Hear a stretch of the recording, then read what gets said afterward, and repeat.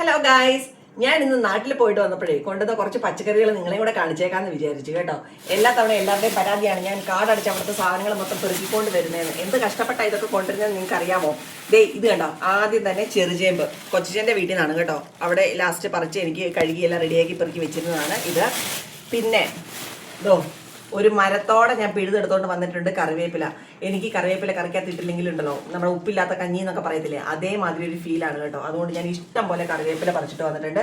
പിന്നെ ഇത് കണ്ടോ, ഞങ്ങളുടെ നാട്ടിലൊക്കെ കമ്പിളി നാരങ്ങ എന്ന് പറയും, ചില സ്ഥലത്തൊക്കെ വേറെ എന്തൊക്കെയോ പേരാണ്. രണ്ട് തരത്തിലുണ്ട്, ഒന്ന് പിങ്കും ഒന്ന് വൈറ്റും. ഇത് വൈറ്റ് ആണ് കേട്ടോ. പിന്നെ അതേമാതിരി കൊച്ചിച്ചൻ്റെ വീട്ടിൽ നിന്ന് കണ്ടിരിക്കുന്നത് 3 തരത്തിലുള്ള കായ. ഇത് പൊന്തങ്കായാണ് കേട്ടോ. ഇത് കദളിപ്പഴമാണ്. ഇത് വിരൽപ്പൂവനാണ്. പണ്ട് ഞാൻ ഒരു വട്ടം അത് വെച്ച് വീഡിയോ ചെയ്തിട്ടുണ്ട്.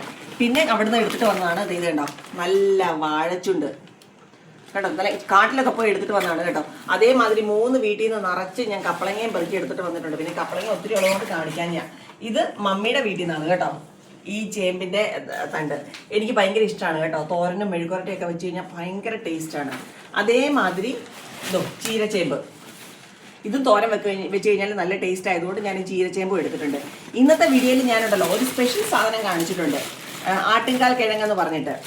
ഇതാ കണ്ടോ, ഞാൻ ഇന്നത്തെ വീഡിയോ ഇട്ടിട്ടുണ്ട്. അത് സൂപ്പ് വെച്ച് കുടിക്കാൻ വേണ്ടിയിട്ട് ഞാനത് എടുത്തിട്ട് ഇങ്ങോട്ടേക്ക് പോന്നിട്ടുണ്ട്. കണ്ടോ, ആടിൻ്റെ കാലിൻ്റെ രോമം പോലെ ഇരിക്കുന്ന സാധനം. ഇത് ഞാൻ അടുത്ത ദിവസം സൂപ്പ് വെച്ചിട്ട് കാണിച്ചു തരാം കേട്ടോ.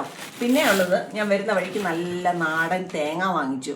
ഒരെണ്ണം 20 രൂപയ്ക്കാണ് കേട്ടോ കിട്ടിയത്. തേങ്ങയ്ക്കൊക്കെ എന്നാ വില. അങ്ങനെ എന്തായാലും നാടൻ ആയതുകൊണ്ട്, അല്ലെ അവിടെ നിന്ന് ഒരു വീട്ടിൽ നിന്ന് ആയതുകൊണ്ട് 30 രൂപയ്ക്ക് വാങ്ങിച്ചു. പിന്നെ ഞാൻ വാങ്ങിച്ചത് നല്ല നാടൻ കോഴിമുട്ട കേട്ടോ. ഇത് 50 ഞാൻ വാങ്ങിച്ചു കേട്ടോ.